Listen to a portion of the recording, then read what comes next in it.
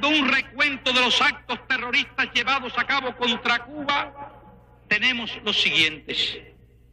Año 1976. Una bomba es colocada en la embajada cubana de Portugal, ocasionando la muerte de 2 compañeros. 6 de octubre, es destruido en pleno vuelo un avión de Cubana de Aviación con 73 personas a bordo. Detrás de estos hechos está la CIA y casi sin excepción las organizaciones terroristas que radican en Estados Unidos y actúan impunemente en territorio de ese país, se atribuyeron la paternidad de los mismos.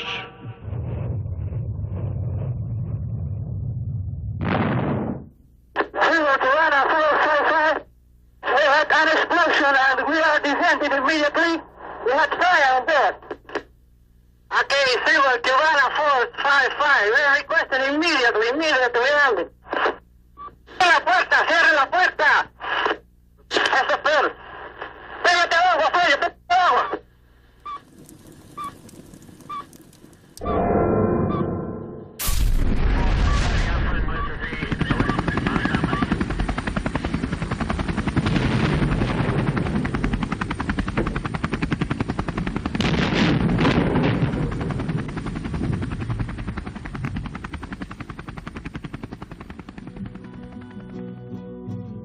Cuba ha sido históricamente objeto de repetidos ataques. El desastre de 1976, cuando el avión de Cubana que había salido originalmente desde Venezuela fue detonado con 2 bombas, fue durante mucho tiempo el peor ataque terrorista en América. 4 hombres fueron procesados por este hecho: Freddy Lugo, Hernán Lozano, Orlando Bosch y Luis Posada Carriles, un confeso ex agente de la CIA, quien incesantemente sometió a la isla de Cuba a una ola de terror por décadas. Durante los años 90, Cuba vivió incesantes atentados contra varios puntos turísticos. En esa época, el turismo pasó a tener un rol primordial en los ingresos de la isla, luego del colapso de la Unión Soviética, que era el principal cliente comercial de Cuba. Los terroristas atacaron instalaciones turísticas con la idea de generar un estado de desconfianza que alejara a los visitantes de Cuba y así golpear los recientes acuerdos que el gobierno de Fidel Castro había pactado a comienzos de los años 90 durante el llamado Período Especial, con el fin de mejorar el turismo y hacerlo más lucrativo. El ilustre historiador cubano Rolando Rodríguez nos explica los pormenores de estos incidentes. Estos señores han formado grupos, incluso muy peligrosos, grupos de terroristas, pero terroristas de marca mayor. Han puesto bombas en todos los centros, en muchos centros turísticos, con la idea de alejar el turismo, que es una fuente de riqueza para Cuba. Han atacado al norte aquí de la ciudad de La Habana, allí el barrio Miramar, y han atacado en Boca de Samá, en Oriente. Han atacado la refinería Hermanos Díaz con la intención de volarla. Han puesto bombas, por ejemplo, en la bodeguita del medio. O sea, han hecho todo tipo de cosas. Los señores Bosch, que acaba de morir, y Posada Carriles, que está vivo, agentes de la CIA, de tratar de todas maneras de hacer todo tipo de ataques terroristas contra Cuba. Y Cuba tiene el derecho de autodefenderse, porque esos señores además están protegidos por el gobierno de Estados Unidos. Es en esa época de los años 90 que 5 cubanos fueron a los Estados Unidos buscando infiltrar grupos radicales en Miami, de los que se sospechaba estaban detrás de estos atentados. La ciudad de La Habana fue el centro de muchos ataques terroristas durante los últimos 30 años. Así que nos vinimos acá, al centro de la ciudad, para preguntarle a los cubanos cómo se vivía en esa época y cuál era el ambiente que se respiraba generalmente. ¿Y usted qué recuerda de esos ataques terroristas que se efectuaron aquí en los últimos 20, 30 años? El ataque a los hoteles de Cuba, la explosión de bombas, la explosión del barco La Cubre, que venía con armas de otros países para defender la patria, los ataques terroristas, no solamente militares, sino contra los cultivos cubanos, contra la salud cubana. Mire, cuando le metieron la bomba en los hoteles, que mataron a un italiano, todo eso. Porque eso es lo que estaban tratando ellos de evitar, que fue que hicieran atentados, más atentados aquí en nuestro país. Para que no hicieran terrorismo en Cuba, ni nada de eso. Ni que no pusieran bombas en los edificios, ni nada. 5 luchadores cubanos contra el terrorismo que van a Estados Unidos a tratar de evitar ataques terroristas como los que hubieron en los hoteles, como en la bodeguita del medio, que fueron gente como pagada por Luis Posada Carriles, por Orlando Bosch, que le pagaban a diferentes personas, por ejemplo, a salvadoreño, que hubo el caso que fue uno de los que puso los explosivos, para ataques terroristas aquí en Cuba. Cuba siempre ha gozado de mucha seguridad y paz. Su gente alegre hacen que el turista viva experiencias inolvidables y se pasee por los diferentes puntos del país sin temor alguno. Aún así, estos terroristas buscaron afectar diferentes íconos del turismo cubano. Esta es la Bodeguita del Medio, un restaurante emblemático en el centro de la ciudad de La Habana, que fue objeto de un ataque terrorista en septiembre de 1997. Aquí vinimos a investigar qué fue lo que pasó. Vamos a pasar. Hola. Buenas tardes.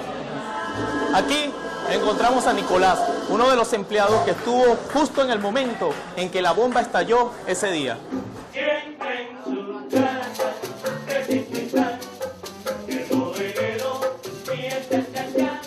Bueno, acá donde estamos es en la planta alta de la bodeguita, donde en septiembre del año 97 ocurrió uno de los hechos terroristas. Pasamos a este salón, en esta parte de acá, de la bodeguita, es donde precisamente estaba la nevera donde se puso el explosivo. El artefacto se colocó en el día, donde había mucha gente, pero explotó en la noche. O sea, que afortunadamente no fue programada para que explotara en el día, porque con la cantidad de personas que había en ese día aquí, hubiese sido algo totalmente terrible. En este salón no, pero en el de abajo, que es contiguo a este, sí estaba completamente lleno. Y todo lo que había aquí cayó sencillamente hacia abajo. Se abrió un orificio en el suelo, bastante grande. En ese momento estaba terminando de cerrar el turno, fue cuando ocurre la explosión y caigo. Sí, me golpeé, o sea, en los brazos al caer, porque todo estremeció completamente. Lo que sí quedé totalmente sordo de momento. La persona que le puso ya el artefacto era la persona que había puesto varios artefactos antes ya. Y cuando sale acá, la agarran. Y sin embargo, esta persona no dice absolutamente nada de que había puesto un artefacto aquí, corriendo el riesgo de que pudieran haber muerto muchas personas acá. El objetivo estaba, o sea, destinado a que los turistas no viajaran a Cuba. Todo se hizo en instalaciones turísticas, Boiva, Hotel Copacabana, Hotel Chateau, todo se hizo en lugares turísticos precisamente, que es donde van los turistas. ¿Para qué? Para impedir la afluencia de turistas acá a Cuba y que tuvieran miedo y que vieran a Cuba como una isla que no es segura. Sin embargo, demostramos que no, que al contrario, trabajando hacemos lo más seguro que podemos. La explosión en la Bodeguita del Medio ocurrió cerca de las 11 de la noche y fue la última en detonar ese día. Aún así, los cubanos continuaron desplegando su cultura y cordialidad como si nada hubiese pasado. Pero el mismo 4 de septiembre de 1997, en horas de la tarde, el salvadoreño Raúl Ernesto Cruz había colocado bombas en los hoteles Chateau, Tritón y Copacabana. En este último murió un joven empresario italiano de 32 años. Los 3 hoteles estaban ubicados en la zona de Miramar. Allí fuimos a buscar testimonios. El actual supervisor del Hotel Copacabana nos cuenta qué pasó ese día. En aquella época yo era especialista en mantenimiento. Entré aquí a ver un problemita que había en el lobby y entonces me fui del área. Caminando hacia mi taller, hacia el taller, pues me sentí la explosión. Pensaba que era otra cosa, pensaba, bueno, un accidente, pero no. Inmediatamente nos ubicamos y vinimos corriendo para el lobby. Esto estaba lleno de humo aquí, allí mismo donde está el stand de vino ahí mismo él puso la bomba ahí. Ahí habían unos asientos, él vigiló al barman que estaba ahí, que no lo estuvieran minando, él estuvo modelando esto aquí días antes, vigiló, lo puso y se fue. Previamente, anteriormente él lo había preparado, el artefacto lo preparó en el baño, aquí en el baño que está aquí. Él lo preparó ahí, vino, se sentó y lo echó y se fue para el Chateau. En el Chateau puso otra y puso otra allá en el Neptuno Tritón. Cuando la bomba estalló en el lobby, acabó con la vida del joven italiano Fabio Di Celmo. Este lugar estaba cerrado, la entrada era por aquí, Di Celmo bajó por aquí y más o menos en esta área. Él estaba de pie, la bomba la pusieron allí, detrás de donde estaba el vino, pusieron una bomba allí y una de las esquirlas, Di Celmo cayó en esta área aquí más o menos. El Hotel Copacabana, a raíz de la tragedia, mantiene viva por siempre la memoria de Fabio. Se hizo esta placa, se puso esta placa en conmemoración a nuestro amigo Di Celmo, para recordarlo eternamente dentro de nuestra instalación.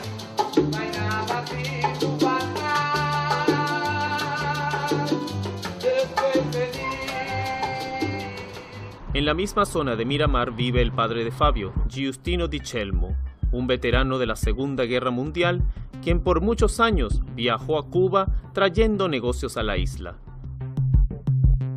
Giustino nos cuenta sus memorias.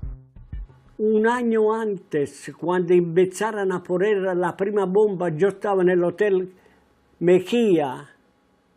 Estaba con Fabio en una reunión con un cliente e pusieron dos bombas, uno al lado del baño e otro no sé qué piso, al quinto o al 15. Y de este momento yo le digo a Fabio, por favor, de este momento yo estoy seguro que van a poner bombas en todos los hoteles. Giustino estaba en su habitación en el Copacabana cuando lamentablemente su premonición se cumplió, llevándose a su hijo con ella. Cuando se fue, después de media hora, sentí una explosión tremenda. Y yo no creía que era una bomba, creía que era algo en la cocina. Y no le hice caso. Me avisaron ya cuando Fabio estaba muerto, porque en un minuto Fabio ya murió. Porque la esquina le cortó la carótida. En un minuto murió Fabio. Numerosos ataques se llevaron a cabo especialmente en 1997. Las fuerzas de seguridad lidiaban con la situación, mientras, en los Estados Unidos, los 5 de Cuba buscaban pistas para poner fin al terror.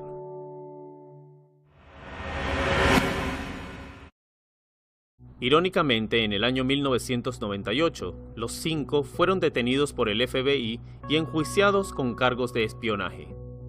Gerardo Hernández, condenado a 2 cadenas perpetuas. Ramón Labañino, sentenciado a 30 años. Antonio Guerrero, sobre el que pesa una condena de 21 años y 10 meses.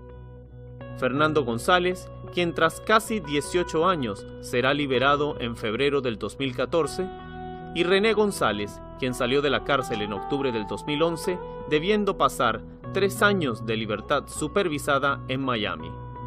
Los 5 fueron sentenciados en el 2001, luego de un largo juicio de 6 meses en la Florida, el más largo en la historia judicial estadounidense hasta esa fecha. Sin embargo, su detención se dio en 1998. Fue un arresto simultáneo que se hizo a los 5, mismo 12 de septiembre de 1998, alrededor de las 5 de la madrugada. Y en el caso de René fue en nuestra casa, donde estábamos durmiendo. Estábamos nosotros en nuestro cuarto con Ivette en la cuna. Irmita estaba en su cuarto. Fui yo quien sintió los golpes en la puerta, muy fuertes, que me desperté sobresaltada y llamé a René, están tocando la puerta, pero no la están tocando, están casi que derribando la puerta a golpes.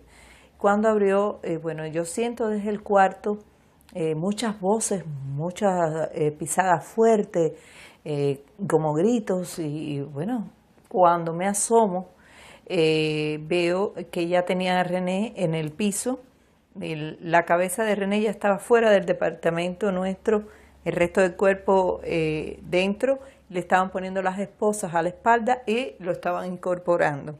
Cuando me ven a mí, me toman del brazo y me lanzan hacia la pared, me dicen que levante las manos, luego me sientan en una silla ahí donde está la mesa. Y entonces yo le pregunto a René, René, ¿qué es lo que está pasando? Y René dice, no sé, solamente me preguntan si soy René González y si tengo que ver con Hermanos al Rescate. Yo no tenía conocimiento, Fernando me había dicho, él es economista, graduado en Relaciones Económicas Internacionales, y me dijo que se iba a trabajar con inversionistas españoles, que donde estaba era en España, y por supuesto yo nunca dudé. Muchas veces hay quien me pregunta, ¿y tú no te sentiste engañada cuando tú supiste realmente qué era lo que él hacía? Y digo que no, porque era un trabajo muy delicado, que además no solo comprometía su vida, sino la de otras personas. Primero ellos fueron directamente desde la casa a las celdas de castigo. Allí era en el piso número 12 de ese gran edificio, donde llevan a las personas que tienen indisciplina dentro de la población penal. Pero ellos no tuvieron tiempo ni de tener indisciplina, fueron directos de las casas allí. No obstante, cuando las personas están allí, solamente pueden estar 60 días, ellos estuvieron 17 meses. A los 5 los acusaron de conspiración para cometer delito contra Estados Unidos. Sin embargo, se probó que ellos no hicieron nada que constituyera un peligro social. Esa es la definición más sencilla de delito. Otro delito que le imputan a los 5 es de conjunto el de no haberse registrado como agente de un Estado extranjero. Los 5 no estaban actuando como agentes de ningún Estado extranjero, de hecho no estaban en ninguna organización ni dependencia de los Estados Unidos. Estados Unidos tiene un doble estándar con Cuba, pero lo más siniestro de todo esto es que, por ejemplo, cuando Cuba trata de defenderse de los ataques de los señores de la ultraderecha de Miami y envía a 5 cubanos para que se infiltren, no con actos de espionaje en Estados Unidos, sino para infiltrarlo en los grupos de derecha cubanos que están precisamente planeando ataques a Cuba, que están planeando volar aviones, que están planeando poner bombas, todo lo que Posada Carriles, que está allí suelto porque lo han soltado los tribunales. En el caso de los cubanos sí lo sometieron a un juicio con el mayor rigor de penas que se ha visto en mucho tiempo en los Estados Unidos. Yo quisiera que se comparara, que poder comparar con los juicios que se han hecho a espías de Israel en Estados Unidos, que les han puesto penas mínimas y un poco más los mandan con coronas de laureles para Israel.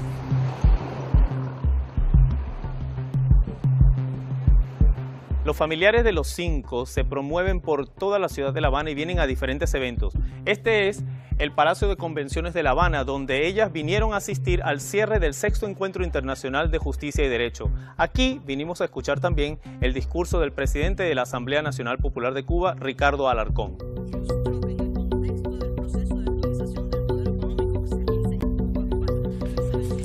En agosto del año 2005 se produjo un hecho que enaltecía a la justicia norteamericana cuando unánimemente el panel de jueces de la Corte de Apelaciones de Atlanta, a quien se le encargó revisar este caso, lo declaró nulo, ordenó la libertad de los compañeros, declaró inválidas sus sentencias.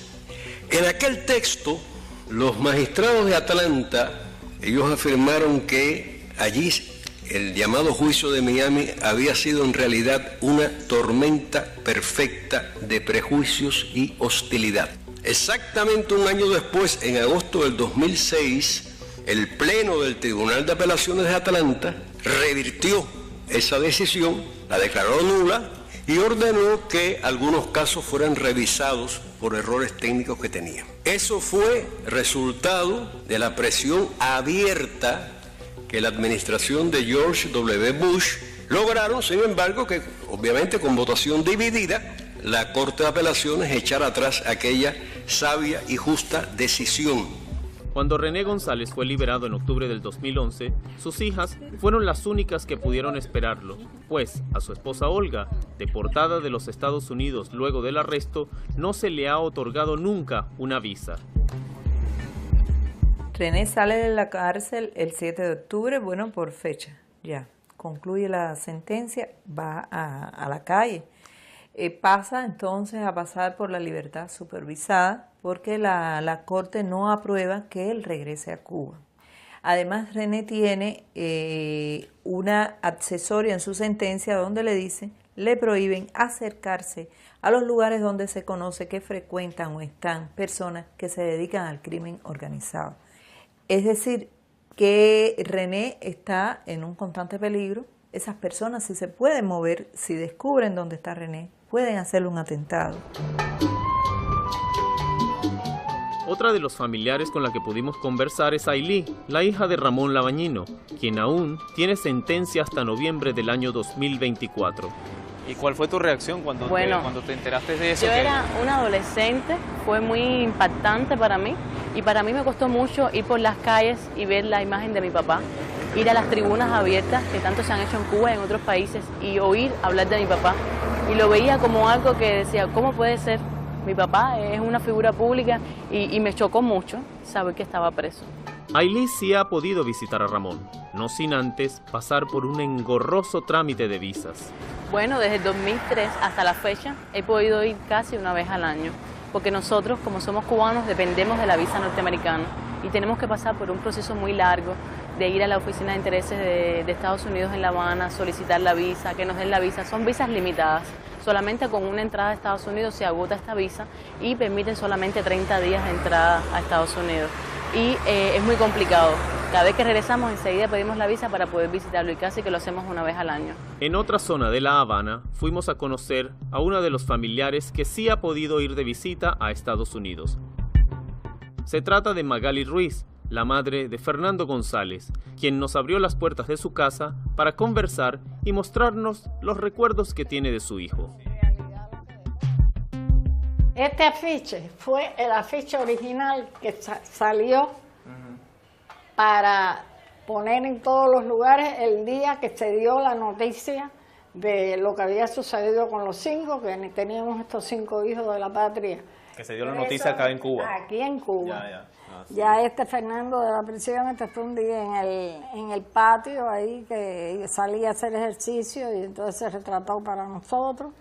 Y este fue un día que una vez que salió ya afuera, que había empezado a salir la hierba, y se encontró que había una ardillita muy pequeñita ahí, eso le llamó la atención y quiso que lo retrataran en ese momento.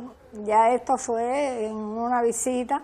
Te ponen en la visita en una parte de la pared de la prisión donde tienen hechas donde pintan para que todo el mundo se retrate ahí. A veces yo no entendía que hicieran unas nieves, unas lomas de nieve, unas montañas nevadas y eran moradas, verdes. Yo dije, esto es una cosa demasiado hollywoodense porque nunca he visto nieves moradas, ni verdes, ni nada, pero ellos ponen en esa pared, en ese pedacito, porque ese pedacito está dedicado a que sea ahí donde tenga de fondo los retratos para que no salga ningún área de la prisión. Magali nos cuenta cómo es la espera, sabiendo que Fernando es el próximo de los 5 que saldrá en libertad. Bueno, imagínate, yo creo que eso es lo que me ayuda un poco a pensar que tengo más cercano ya el regreso. Por supuesto, a Fernando le toca la salida el 27 de febrero del 2014. Como es cubano, lógicamente tiene que pasar a una prisión migratoria para hacer todo el trámite ese de que le den la salida allá en el país y la entrada aquí. Por supuesto, la entrada aquí no, sabemos que no va a tener ningún problema, ¿no? Pero bueno, tenemos que pasar por un proceso legal que no se puede obviar. Me imagino que no demore tanto como ha demorado la salida de ellos. Yo pienso y creo que eso es lo fundamental en este caso, que Estados Unidos en su prepotencia no acaba de entender que Cuba es un país independiente y soberano y que escogió una forma de gobierno diferente al capitalismo, con más justicia social para todos desde el año 1959. Y es como si no nos perdonaran el haber levantado la cabeza y haberle dicho al imperio que no. Y por eso hoy el odio de Estados Unidos contra este pueblo se ceba en los 5 y es la venganza de la prepotencia al no permitir que el caso se conozca ni siquiera dentro de los propios Estados Unidos. Cuba continúa su incansable lucha. Desde cualquier lado de La Habana se respira una tranquilidad única de esta tierra.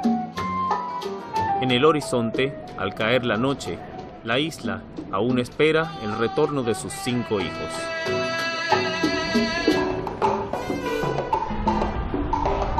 Sin duda, la principal ciudad en el estado de la Florida es Miami. Allí convergen una gran cantidad de nacionalidades hispanas.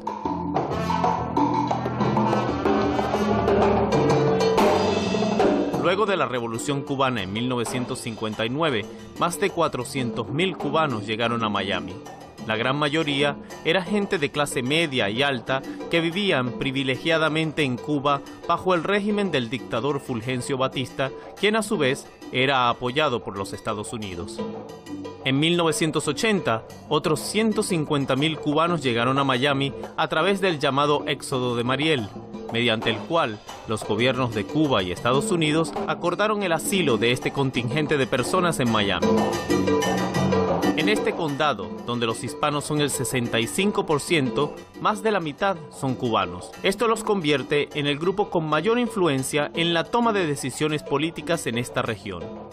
Con relación a la proporción de la población cubanoamericana en los Estados Unidos, nosotros somos posiblemente el grupo étnico que tenga más representantes electos. ¿Por qué? Porque votan por estos temas.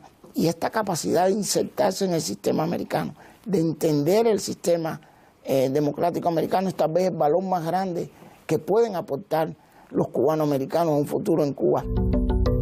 Y estas agendas políticas han vivido de la mano con la agenda del gobierno de los Estados Unidos. De hecho, la Casa Blanca financia con dinero federal las operaciones de emisoras de radio y televisión dedicadas a emitir informaciones en contra del gobierno de Cuba. Mira, Radio Martí fue fundado por el presidente Ronald Reagan a mediados de los años 80, precisamente para abrir el canal de información al pueblo cubano. Porque entre las cosas que vive el pueblo cubano es las limitaciones de información. No es posible de que a los cubanos no se les informe de manera interna, incluso cuando va un huracán. Eso ha ocurrido. Y Radio Martí ha servido más bien como un punto de apoyo para el propio pueblo cubano. Son transmisiones donde se evita precisamente interferir en dar mensajes políticos. La página web de Martí, sin embargo, refleja una importante carga política. Y esto quedó de manifiesto cuando se descubrió en el año 2006 un caso de corrupción en el que periodistas del Miami Herald trabajaron clandestinamente para Radio y TV Martí, recibiendo pagos directos de la Casa Blanca para escribir artículos contra los 5 de Cuba en la época en que se llevaba a cabo el juicio en Miami. No, la realidad es primero que nunca se demostró que el gobierno de los Estados Unidos le pagó a periodistas para que publicaran noticias. De lo que se habló fue un conflicto de intereses en el sentido de que algunos de estos periodistas trabajaban, tenían contratos con Radio Martí, que es una emisora del gobierno de los Estados Unidos, y a la misma vez trabajaban y tenían contratos en el Herald, lo que significaba que su cobertura podía estar condicionada en ese sentido. Pero en ningún momento se presentó ninguna prueba de que el gobierno de los Estados Unidos le pagó a estos periodistas para que informaran negativamente sobre los 5. Uno es mi amigo, que es Pablo Alfonso, gran periodista cubano. Lo que pasa es que ahí hubo un tecnicismo, pero ahí no hay corrupción. Lo que pasa es que entre las regulaciones, cuando tú firmas contratos en el Nuevo Herald, te piden exclusividad. Tus trabajos periodísticos son exclusivos para el periódico y tú no puedes tener un part-time para trabajar para nadie. En tal sentido, yo creo que sí hubo una falla, pero fíjate, no hubo una sanción jurídica contra ello. En efecto, no hubo ninguna sanción jurídica. Aún con las pruebas y recibos en la mano, algunos de los periodistas fueron reinstaurados en el Miami Herald. El objetivo de estos periodistas durante el juicio a los 5 fue el de escribir artículos que colaboraran a crear una atmósfera informativa en Miami en contra de los acusados. Y es que la política en esta ciudad es el tema de conversación de todos los días. Yo creo que la capital política de los Estados Unidos y de América Latina es Miami. Basta con que veas la televisión en español y en inglés, hay un buen contenido de política nacional y regional. Si escuchas la radio, igualmente. Si ves que bueno, tú ves lo que le pasó a Ozzie Guillén. Entonces, eso ocurre nada más en Miami, porque estamos en una ciudad que es la capital política. Entonces, aquí es muy importante conocer el criterio político. Pero el criterio político en Miami es uno solo, el anticastrismo. Esto lleva a un extremo en donde no se puede decir nada que tenga una connotación positiva hacia Cuba y los Castro. La prueba reciente, como dice Ricardo, la sufrió el manager venezolano del equipo de béisbol de Miami, Osvaldo Guillén, quien en una entrevista a la revista Time dijo que respetaba a Fidel Castro por la forma en que se mantenía en el poder a pesar de un gran número de atentados contra su vida. Estas solas palabras ocasionaron que Guillén fuese suspendido, acosado por la comunidad cubana en Miami y forzado a disculparse públicamente para no perder su trabajo. Ahora, yo tengo que entender al cubano cuando hay un hombre que defiende a Fidel y a Raúl Castro, entonces yo creo que ahí pues habría que verse un poco más en lo humano. Ahora, como te digo, quien transgreda las leyes, como periodista lo denunciamos. Si yo descubro un caso que un exiliado cubano está transgrediendo la ley, no dude que como periodista voy a escribir mi nota y lo denunciaría. Pero la ley ha sido transgredida por décadas por grupos extremistas anticastristas, bajo el silencio de los medios y el desconocimiento general de la población. Decenas de atentados terroristas han sido llevados a cabo contra cualquier ente o persona que tuviese alguna relación con Cuba. El más reciente lo sufrió la agencia de viajes Airline Brokers el 27 de abril del 2012, cuando una bomba explotó en sus oficinas, pulverizando por completo las instalaciones. El reporte de los bomberos confirma que la explosión fue causada intencionalmente. Su dueña, Vivian Manerud, una estadounidense con años de experiencia en relaciones con Cuba, nos explica lo que pasó.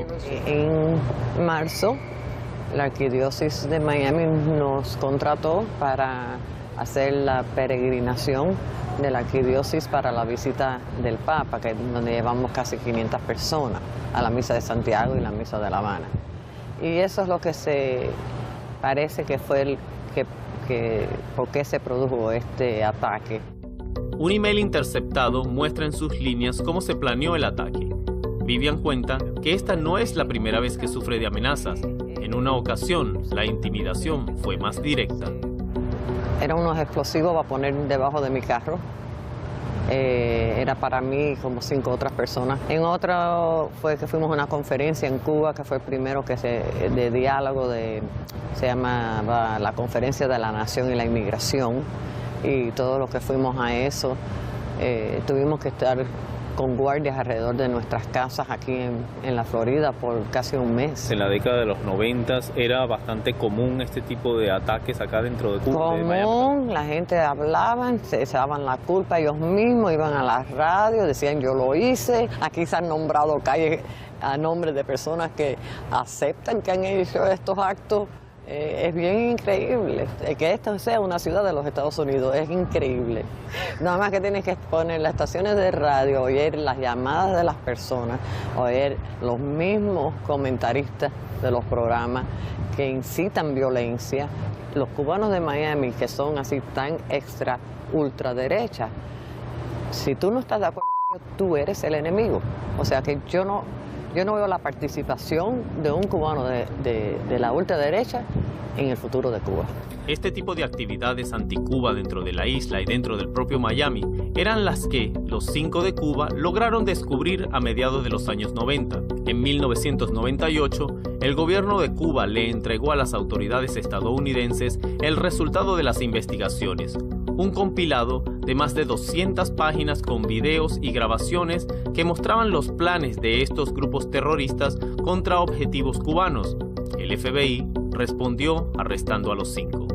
Desde ese momento, el conocimiento del tema dentro de Miami es influenciado por el clima político de la ciudad.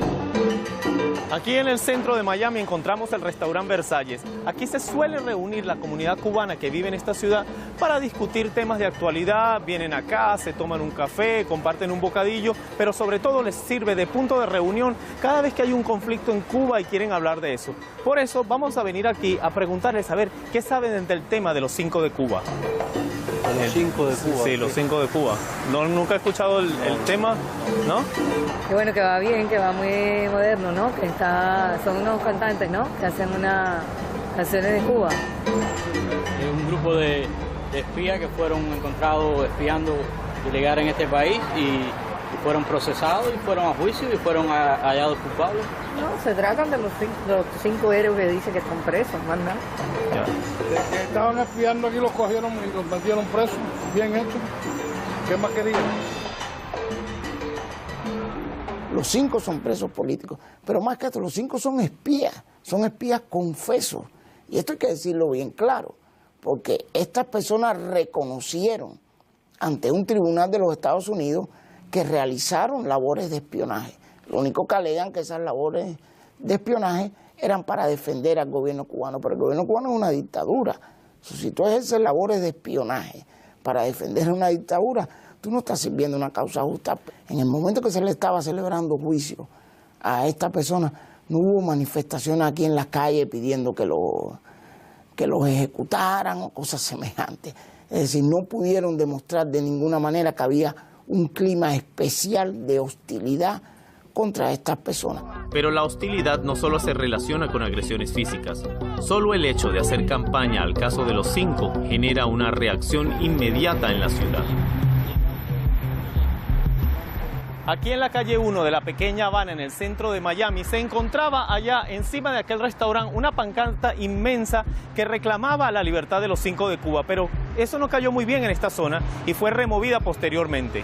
La valla era patrocinada por Radio Miami y la Alianza Martiana, una de las pocas instituciones que desafían las directrices políticas en Miami. En el aviso se pedía la libertad de los 5, a la vez que se invitaba a los ciudadanos a revisar la página web de la emisora y allí leer sobre el caso. En esa misma zona de Miami está la Plaza de la Cubanidad, un sitio en donde todos los viernes se reúnen grupos anticastristas, incluyendo a las conocidas Damas de Blanco.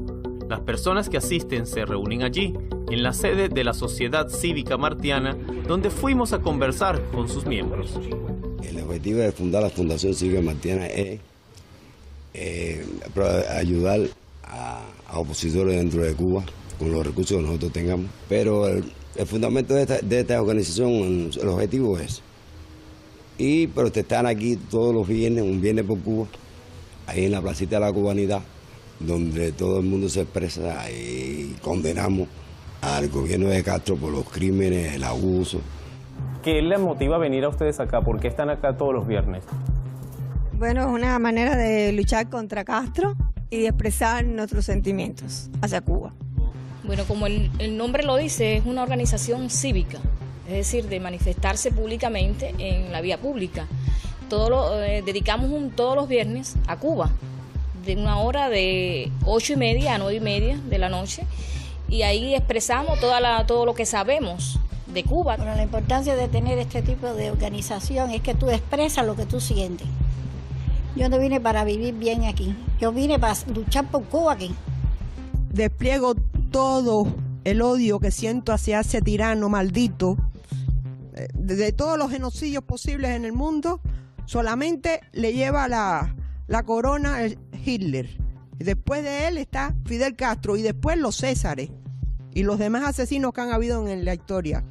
Sé que voy a volver a Cuba libre y si no, a lo mejor voy y le corto el pescuezo, porque él no tiene cuello, él tiene pescuezo porque es un animal. En fin, esos son mis sentimientos y cultivo una rosa blanca. Josefa López es una de las Damas de Blanco. Ella vivía en Cuba cuando se dio la noticia de los 5 y nos cuenta qué se dijo dentro de la isla. No, que yo recuerde así, se cogió como que qué bueno, vaya, que se logró que lo hayan cogido, que lo hayan sancionado por estar, porque de eso sabemos, que no solamente estos 5 espías que fueron sancionados, sabemos que hay muchos más como estos que tiene el gobierno castrista en otros países. Mientras conversábamos con las damas de blanco, se nos unió un caballero de nombre Miguel Sigler, quien pidió tomar la palabra para expresar sus puntos de vista. Ellos fueron enviados de Castro, asalariados de Castro, para llegar a este país e infiltrarse en diferentes organismos de aquí de este país. Inclusive tenían previsto infiltrarse en el Pentágono de este país. En las computadoras le cogieron todas esas pruebas y entonces fueron sancionados como espías de la tiranía castrista. Y verdaderamente no eran ni 5 espías, sino eran 5 terroristas, que los terroristas eran ellos. ¿Por qué? Porque por culpa de ellos, que uno de ellos logró infiltrarse en una organización aquí que se llama Hermanos Rescate, él, por ejemplo, dio todas las coordenadas de esas avionetas de Hermanos Rescate que iban a rescatar hombres, mujeres, niños que estaban perdidos en aguas internacionales para traerlos aquí a Estados Unidos, para que no murieran en el mar. Eso es lo que hacía estas personas humanitarias. Y él dio las coordenadas de esa avioneta para que el gobierno cubano los ametrallara. Y en el aire lo pulverizaron. ¿Quién es Luis Posada Carriles?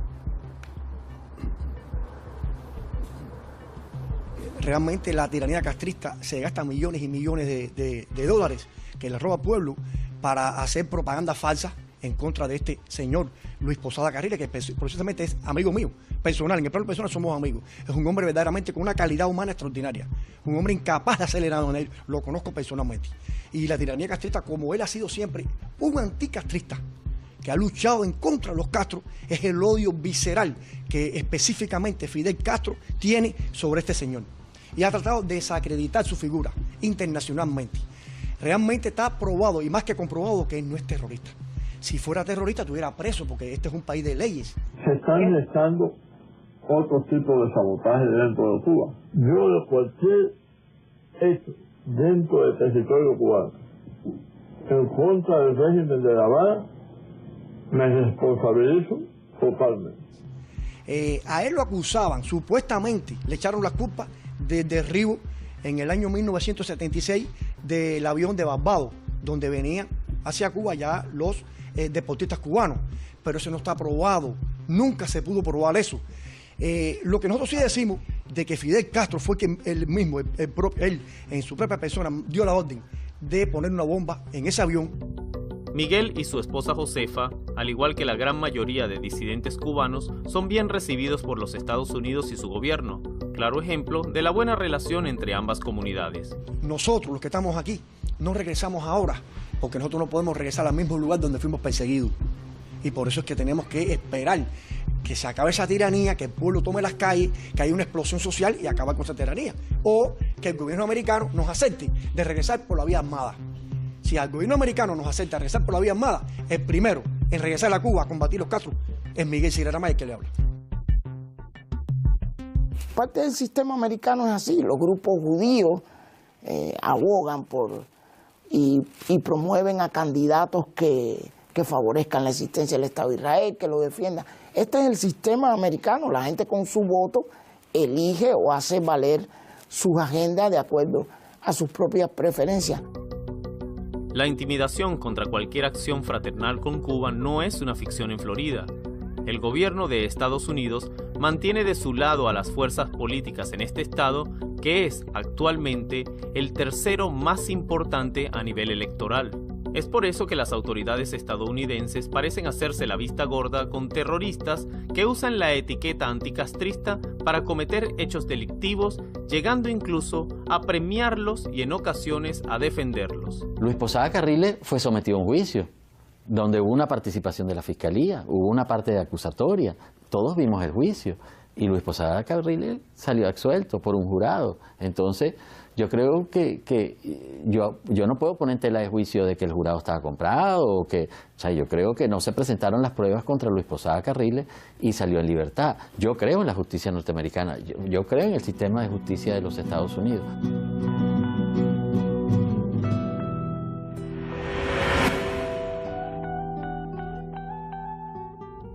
Dentro de los Estados Unidos existen grupos que conocen el caso de los 5 de Cuba y hacen campañas pidiendo justicia y la libertad de los prisioneros.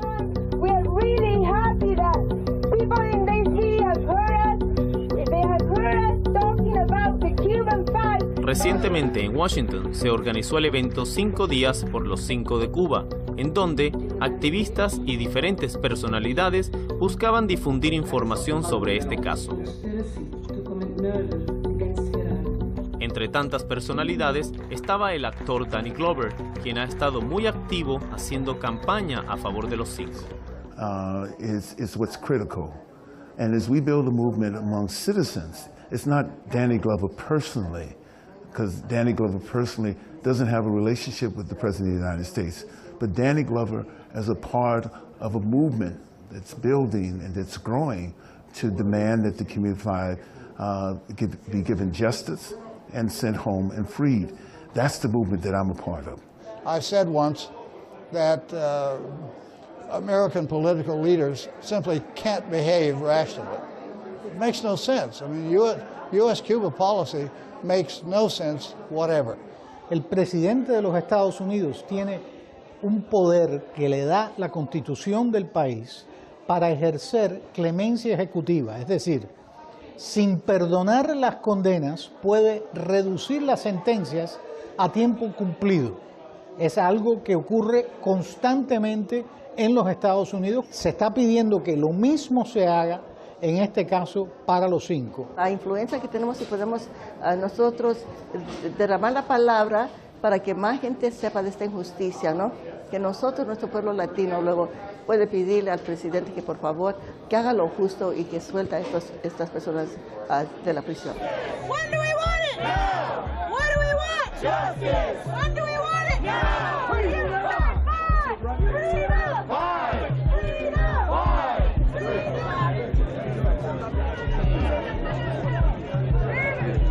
Saltando al otro lado del Atlántico, en la capital británica, Londres, también grupos organizan actividades para concientizar sobre el tema de los 5. En una galería londinense se presentó una exposición de pinturas y dibujos hechos por Antonio Guerrero y Gerardo Hernández.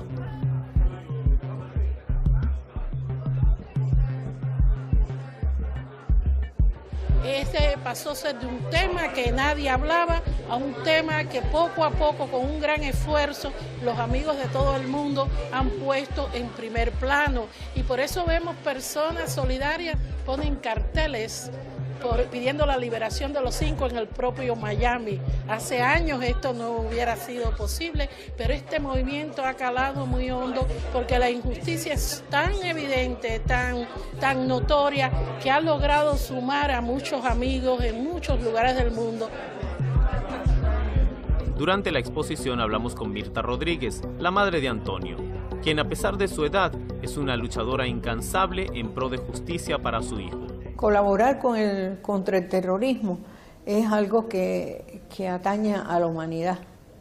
Y quizás en ese mismo país donde él estaba haciendo una labor tan importante y tan necesaria en esos años 90, porque en esos años Cuba fue atacada con un terrorismo feroz, muy cruel, y ya no sabíamos nosotros cómo defendernos.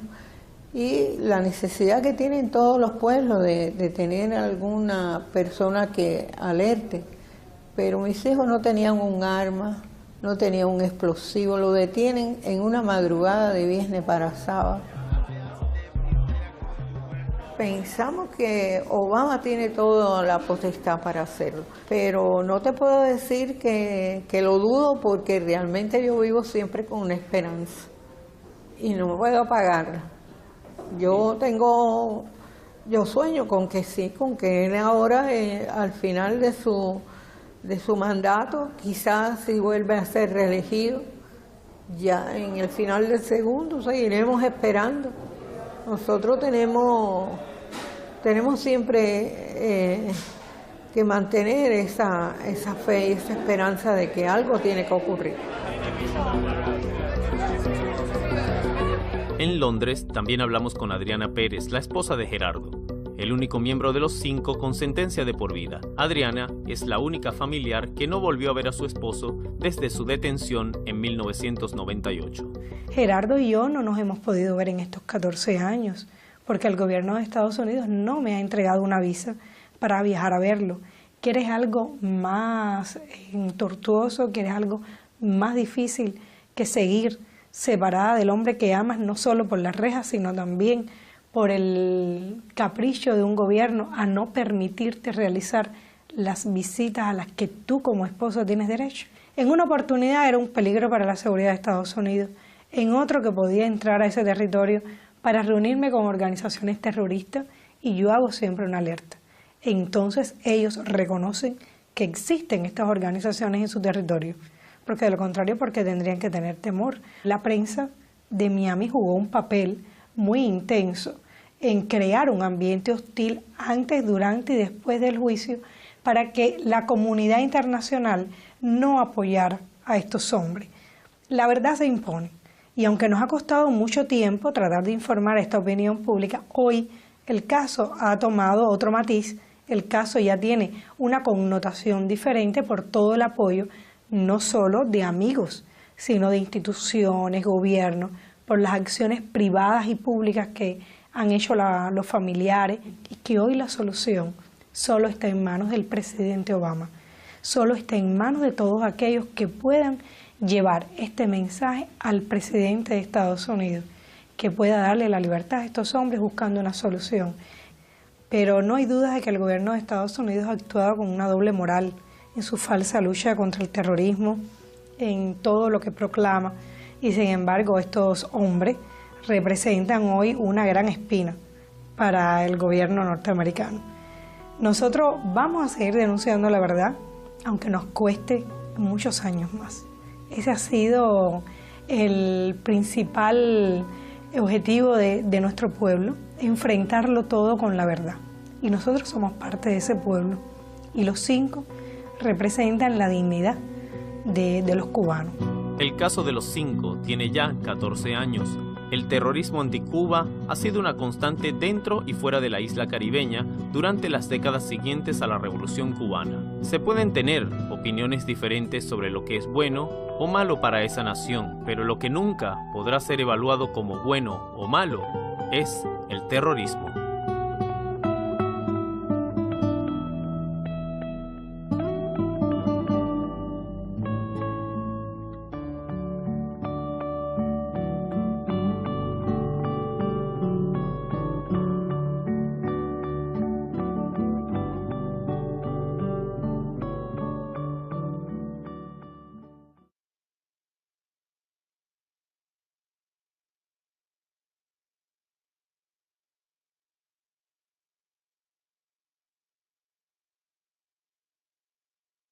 la puerta, pero no la están tocando, están casi que derribando la puerta a golpes. Cuando abrió, bueno, yo siento desde el cuarto muchas voces, muchas pisadas fuertes, como gritos, y bueno, cuando me asomo veo que ya tenía a René en el piso, la cabeza de René ya estaba fuera del departamento nuestro, el resto del cuerpo dentro. Le estaban poniendo las esposas a la espalda y lo estaban incorporando.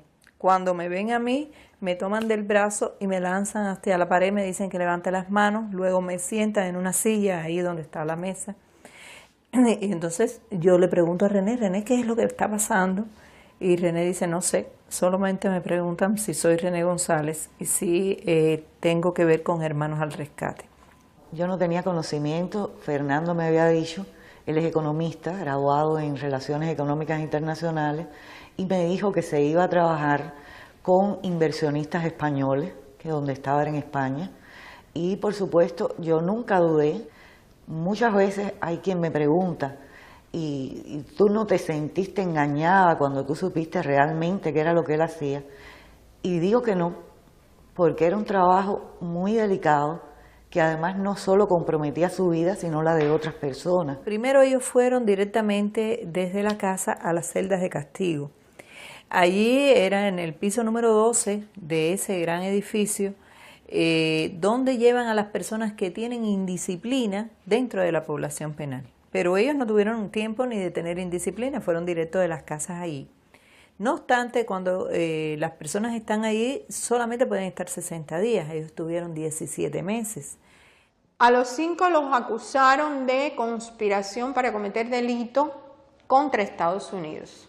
Sin embargo, se probó que ellos no hicieron nada que constituyera un peligro social. Esa es la definición más sencilla de delito. Otro delito que le imputan a los 5 es de conjunto el de no haberse registrado como agente de un Estado extranjero. Los 5 no estaban actuando como agentes de ningún Estado extranjero, de hecho no estaban en ninguna organización ni dependencia de los Estados Unidos.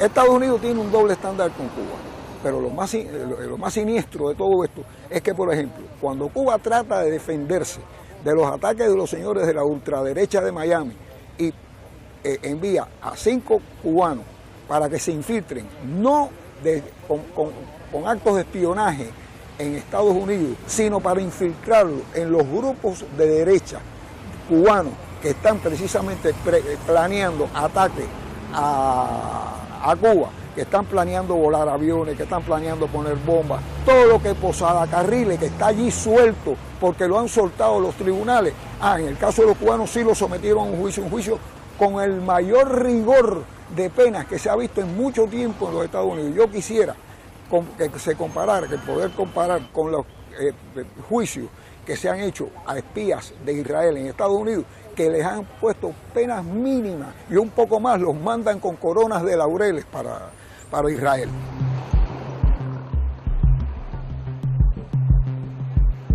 Los familiares de los 5 se promueven por toda la ciudad de La Habana y vienen a diferentes eventos. Este es el Palacio de Convenciones de La Habana, donde ellas vinieron a asistir al cierre del 6º Encuentro Internacional de Justicia y Derecho. Aquí vinimos a escuchar también el discurso del presidente de la Asamblea Nacional Popular de Cuba, Ricardo Alarcón.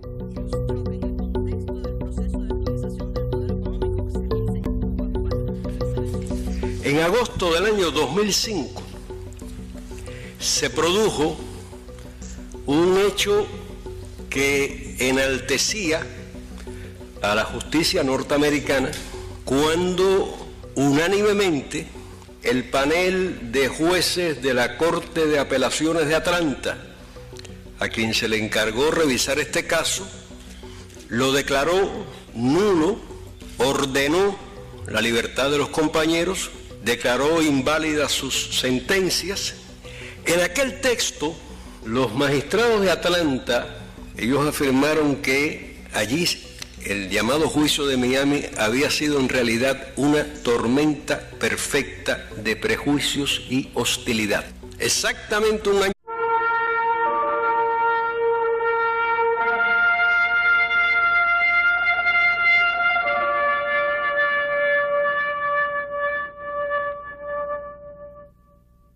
Haciendo un recuento de los actos terroristas llevados a cabo contra Cuba, tenemos los siguientes. Año 1976, una bomba es colocada en la embajada cubana de Portugal, ocasionando la muerte de 2 compañeros. 6 de octubre, es destruido en pleno vuelo un avión de Cubana de Aviación con 73 personas a bordo. Detrás de estos hechos está la CIA y casi sin excepción las organizaciones terroristas que radican en Estados Unidos y actúan impunemente en territorio de ese país, se atribuyeron la paternidad de los mismos.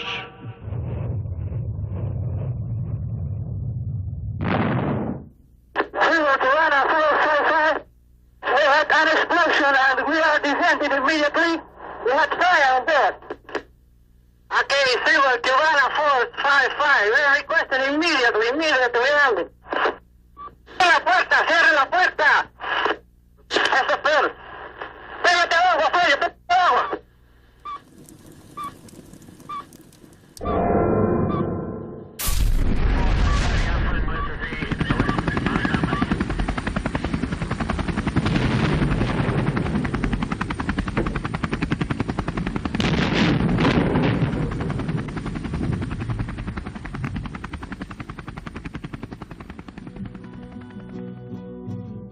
Cuba ha sido históricamente objeto de repetidos ataques.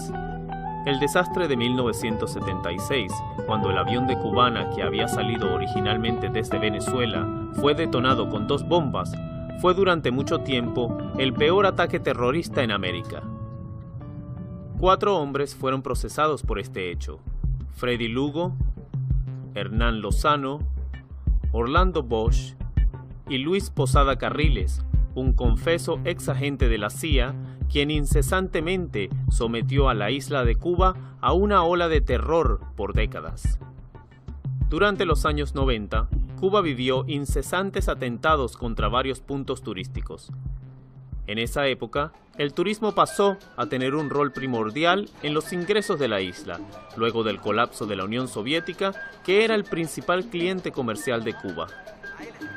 Los terroristas atacaron instalaciones turísticas con la idea de generar un estado de desconfianza que alejara a los visitantes de Cuba y así golpear los recientes acuerdos que el gobierno de Fidel Castro había pactado a comienzos de los años 90 durante el llamado Período Especial, con el fin de mejorar el turismo y hacerlo más lucrativo. El ilustre historiador cubano Rolando Rodríguez nos explica los pormenores de estos incidentes. Estos señores han formado grupos, incluso muy peligrosos, grupos de terroristas, pero terroristas de marca mayor. Han puesto bombas en todos los centros, en muchos centros turísticos, con la idea de alejar el turismo, que es una fuente de riqueza para Cuba. Han atacado al norte aquí de la ciudad de La Habana, allí el barrio Miramar, y han atacado en Boca de Samá, en Oriente. Han atacado la refinería Hermanos Díaz con la intención de volarla. Han puesto bombas, por ejemplo, en la bodeguita del medio.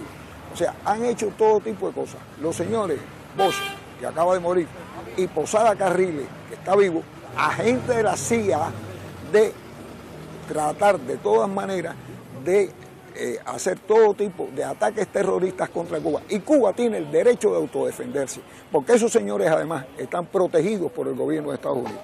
Es en esa época de los años 90 que 5 cubanos fueron a los Estados Unidos buscando infiltrar grupos radicales en Miami, de los que se sospechaba estaban detrás de estos atentados. La ciudad de La Habana fue el centro de muchos ataques terroristas durante los últimos 30 años. Así que nos vinimos acá, al centro de la ciudad, para preguntarle a los cubanos cómo se vivía en esa época y cuál era el ambiente que se respiraba generalmente. ¿Y usted qué recuerda de esos ataques terroristas que se efectuaron aquí en los últimos 20, 30 años? El ataque a los hoteles de Cuba, la explosión de bombas, la explosión del barco La Cubre, que venía con armas de otros países para defender la patria, los ataques terroristas no solamente militares, sino contra los cultivos cubanos, contra la salud cubana. Mire, y cuando le metieron la bomba en los hoteles, que mataron a un italiano, todo eso. Porque eso es lo que estaban tratando ellos de evitar, que fue que hicieran más atentados aquí en nuestro país. Para que no hicieran terrorismo en Cuba, ni nada de eso, ni que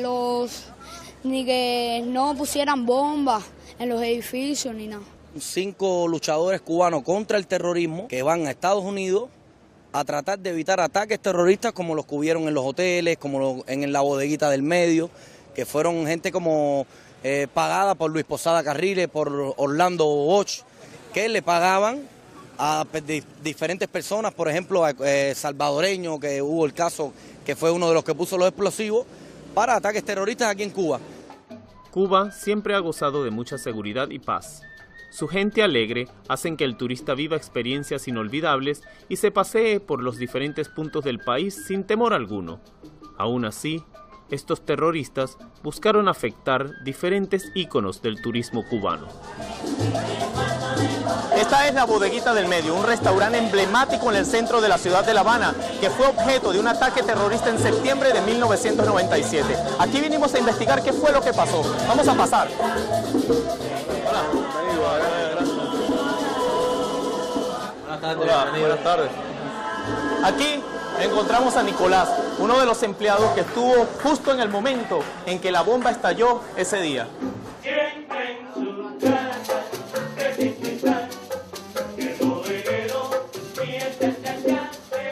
Acá donde estamos es en la planta alta de la bodeguita, donde en septiembre del año 97 ocurrió uno de los hechos terroristas.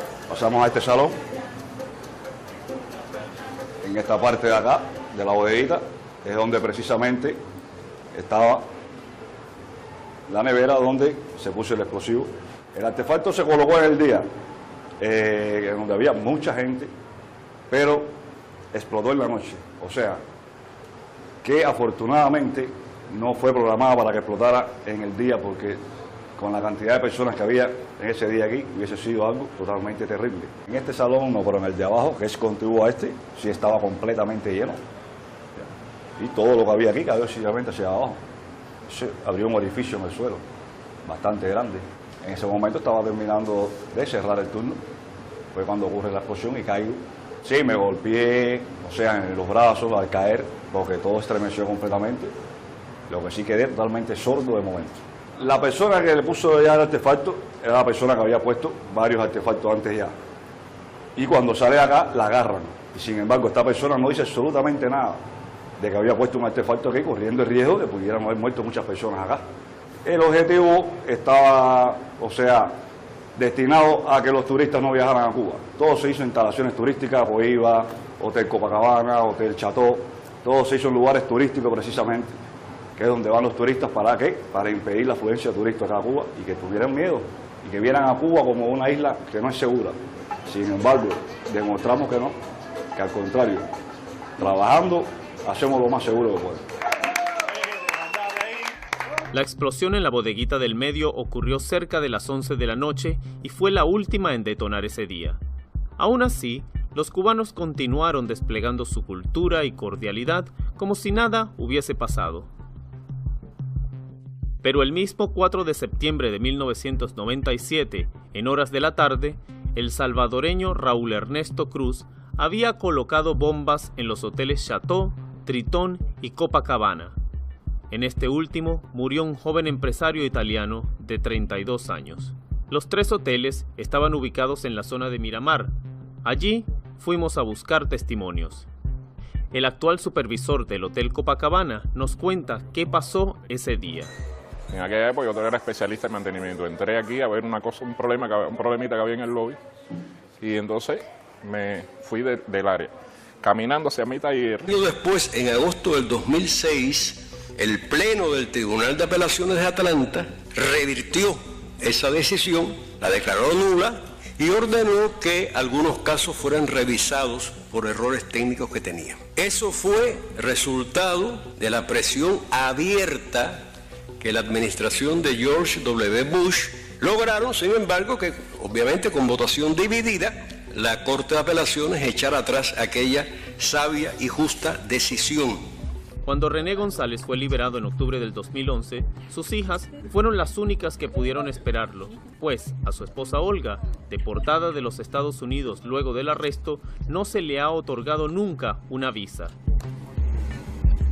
René sale de la cárcel el 7 de octubre, bueno, por fecha, ya. Concluye la sentencia, va a la calle. Pasa entonces a pasar por la libertad supervisada porque la Corte no aprueba que él regrese a Cuba. Además, René tiene una accesoria en su sentencia donde le prohíben acercarse a los lugares donde se conoce que frecuentan o están personas que se dedican al crimen organizado. Es decir, que René está en un constante peligro. Esas personas, si se pueden mover, si descubren dónde está René, pueden hacerle un atentado. Otra de los familiares con la que pudimos conversar es Ailí, la hija de Ramón Labañino, quien aún tiene sentencia hasta noviembre del año 2024. ¿Y cuál fue tu reacción cuando te enteraste de eso? Yo era una adolescente, fue muy impactante para mí y para mí me costó mucho ir por las calles y ver la imagen de mi papá, ir a las tribunas abiertas que tanto se han hecho en Cuba y en otros países y oír hablar de mi papá. Y lo veía como algo que decía, ¿cómo puede ser? Mi papá es una figura pública y me chocó mucho saber que estaba preso. Ailí sí ha podido visitar a Ramón, no sin antes pasar por un engorroso trámite de visas. Bueno, desde el 2003 hasta la fecha he podido ir casi una vez al año, porque nosotros, como somos cubanos, dependemos de la visa norteamericana y tenemos que pasar por un proceso muy largo de ir a la Oficina de Intereses de Estados Unidos en La Habana, solicitar la visa, que nos den la visa. Son visas limitadas. Solamente con una entrada a Estados Unidos se agota esta visa y permiten solamente 30 días de entrada a Estados Unidos. Y es muy complicado.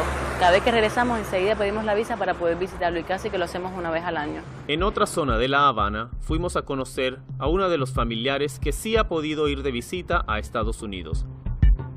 Se trata de Magali Ruiz, la madre de Fernando González, quien nos abrió las puertas de su casa para conversar y mostrarnos los recuerdos que tiene de su hijo. Este afiche fue el afiche original que salió para poner en todos los lugares el día que se dio la noticia de lo que había sucedido con los 5, que teníamos estos 5 hijos de la patria. Que se dio la noticia acá en Cuba. Aquí en Cuba. Ya este Fernando de la prisión, este fue un día en el patio ahí que salía a hacer ejercicio y entonces se retrató para nosotros. Y este fue un día que una vez que salió ya afuera, que había empezado a salir la hierba, y se encontró que había una ardillita muy pequeñita ahí, eso le llamó la atención y quiso que lo retrataran en ese momento. Ya esto fue en una visita. Te ponen en la visita en una parte de la pared de la prisión donde tienen hechas donde pintan para que todo el mundo se retrate ahí. A veces yo no entendía que hicieran unas nieves, unas lomas de nieve, unas montañas nevadas y eran moradas, verdes. Yo dije, esto es una cosa demasiado hollywoodense porque nunca he visto nieves moradas, ni verdes, ni nada, pero ellos ponen en esa pared, en ese pedacito, porque ese pedacito está dedicado a que sea ahí donde tenga de fondo los retratos para que no salga ningún área de la prisión. Magali nos cuenta cómo es la espera, sabiendo que Fernando es el próximo de los 5 que saldrá en libertad. Bueno, imagínate. Yo creo que eso es lo que me ayuda un poco a pensar que tengo más cercano ya el regreso. Por supuesto, Fernando le toca la salida el 27 de febrero del 2014. Hacia Saltair, pues me sentí la explosión. Pensaba que era otra cosa, pensaba, bueno, un accidente, pero no. Inmediatamente nos ubicamos y vinimos corriendo para el lobby. Esto estaba lleno de humo aquí, allí mismo donde está el stand de vino ahí mismo él puso la bomba ahí. Ahí habían unos asientos, él vigiló al barman que estaba ahí, que no lo estuvieran mirando, él estuvo modelando esto aquí días antes. Vigiló, lo puso y se fue. Anteriormente él lo había preparado. El artefacto lo preparó en el baño, aquí en el baño que está aquí. Él lo preparó ahí, vino, se sentó y lo echó y se fue para el Chateau. En el Chateau puso otra y puso otra allá en el Neptuno Tritón.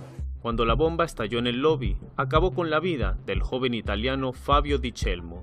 Este lugar estaba cerrado, la entrada era por aquí, Di Celmo bajó por aquí y más o menos en esta área. Él estaba de pie, la bomba la pusieron allí, detrás de donde estaba el vino, pusieron una bomba allí.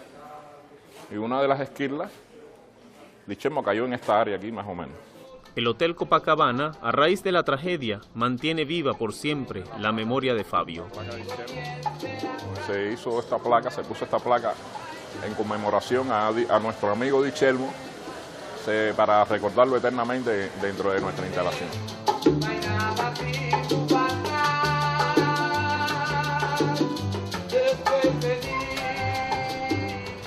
En la misma zona de Miramar vive el padre de Fabio, Giustino Di Celmo, un veterano de la Segunda Guerra Mundial, quien por muchos años viajó a Cuba trayendo negocios a la isla. Giustino nos cuenta sus memorias. Un año antes, cuando empezaron a poner la prima bomba, yo estaba en el Hotel Mejía, estaba con Fabio en una reunión con un cliente.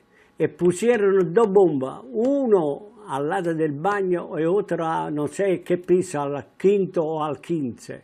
Y de este momento yo le digo a Fabio, por favor, de este momento yo estoy seguro que van a poner bombas en todos los hoteles.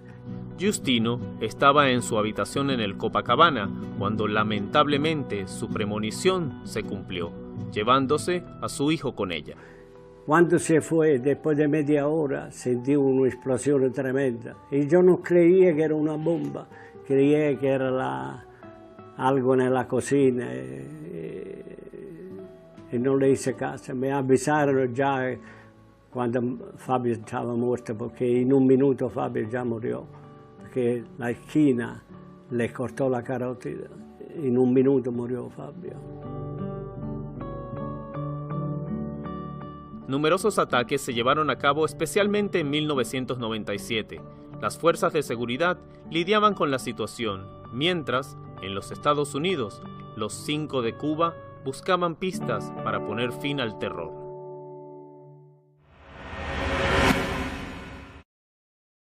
Irónicamente, en el año 1998, los 5 fueron detenidos por el FBI y enjuiciados con cargos de espionaje.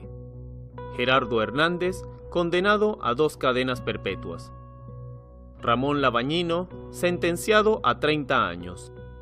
Antonio Guerrero, sobre el que pesa una condena de 21 años y 10 meses. Fernando González, quien tras casi 18 años será liberado en febrero del 2014, y René González, quien salió de la cárcel en octubre del 2011, debiendo pasar 3 años de libertad supervisada en Miami. Los 5 fueron sentenciados en el 2001, luego de un largo juicio de 6 meses en la Florida, el más largo en la historia judicial estadounidense hasta esa fecha.